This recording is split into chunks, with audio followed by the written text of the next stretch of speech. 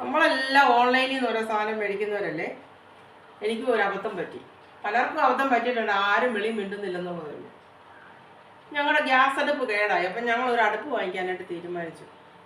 അപ്പം ഞങ്ങൾ 2-3 സ്ഥലത്ത് കടയിൽ ഇങ്ങനെ വില ചോദിച്ചു. അപ്പോൾ ഫോണിനകത്ത് ഇങ്ങനെ ഒരു പടം കണ്ടു, ഗ്യാസ് അടുപ്പിൻ്റെ പല സെക്ഷന് പല കളറിലൊക്കെ.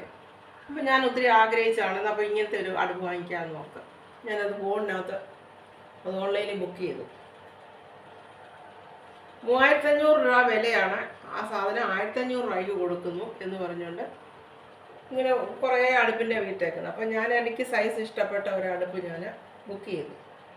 1500 രൂപയെന്ന് അവർ വില പറഞ്ഞു. ഞാൻ ബുക്ക് ചെയ്തു. പിന്നെ 4-ാം ദിവസം എനിക്ക് സാധനം കൈ കിട്ടി.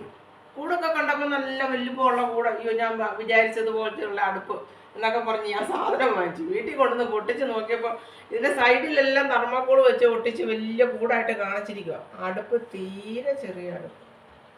അതോ അതിൻ്റെ ബർണറൊക്കെ ആണെങ്കിൽ തീരെ സ്ലോ ആണ്. കത്തുകയിൽ ഒരു കാപ്പിയൊക്കെ അടുപ്പ് വെച്ചാൽ കുറേ സമയം കഴിഞ്ഞാൽ കത്തുള്ളൂ. ചെറിയ നാളമാണ്.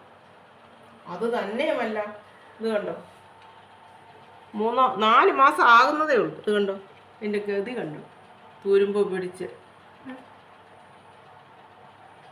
ഓരോ ദിവസവും നമ്മൾ ഈ സ്റ്റീലിൻ്റെ സ്ക്രബ് ഇട്ട് ഞാൻ തേച്ച് കഴുകുക. പക്ഷേ ഇത് തുരുമ്പ് കയറി വരിക. പിന്നെ നമ്മളെന്തായാലും അടുപ്പ് വെച്ചെടുക്കുന്ന കൂടി ഇതിങ്ങനെ പൊങ്ങിപ്പോയി. ഇങ്ങനെ വെക്കാൻ അവർ പറയുന്നത്. നമ്മളെന്തായാലും പെട്ടെന്ന് ഒരു സാധനം എടുത്തു കഴിഞ്ഞാൽ ഇതിങ്ങനെ പോകും. ഇതാണ് എൻ്റെ അവസ്ഥ. ഞാനിപ്പോൾ ഒരു കമ്പനിക്കാരെ കുറ്റപ്പെടുത്താനോ ഒന്നുമല്ല പറഞ്ഞത്. ഇതുപോലുള്ള അബദ്ധങ്ങളൊന്നും നമുക്ക് ആർക്കും പറ്റില്ല. നമ്മളെല്ലാം ഈ ഓൺലൈനിൽ പോകുന്നു. അപ്പോൾ അതേസമയം ഞാൻ ഈ അടുപ്പിൻ്റെ കൂടെ അവർ ലൈറ്റർ ഉണ്ടെന്നാണ് പറഞ്ഞത്. ലൈറ്റർ എനിക്ക് കിട്ടിയില്ല. അപ്പോൾ എനിക്ക് ലൈറ്റർ വേണമല്ലോ. ഞാൻ ലൈറ്ററിന് കടയിൽ പോയി വാങ്ങിച്ചു. 250 രൂപയാണ് ലൈറ്റർ. ഇങ്ങനെ പ്രസ് ചെയ്യുമ്പോൾ കത്തുന്നത്, തോക്ക് പോലെ ഇരിക്കുന്നത്.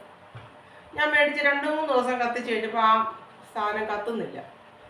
ഞാൻ ട്രൈ ചെയ്ത് നോക്കി. അതിനകമൊക്കെ ഒന്ന് ക്ലീൻ ചെയ്ത് വെയിലത്ത് വെച്ച് ചൂടാക്കിയൊക്കെ നോക്കിയിട്ടൊന്നും കത്തുന്നില്ല.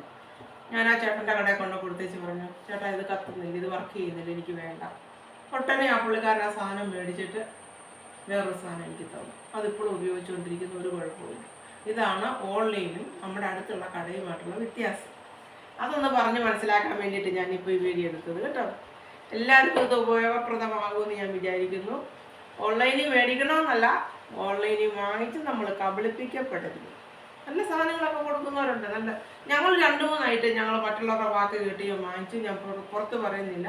2-3 സാധനം ഞങ്ങൾ വാങ്ങിച്ചു. അതൊക്കെ ഞങ്ങൾക്ക് ഉപയോഗശൂന്യമാണ്, ഉപയോഗപ്രദമായതൊന്നുമില്ല. അതുകൊണ്ട് എല്ലാവരും ഓൺലൈനിൽ വാങ്ങിക്കുക, കബളിക്കപ്പെടുക. അതാണ് എനിക്ക് പറയാനുള്ളത്. എല്ലാവരും വാങ്ങിക്കുക.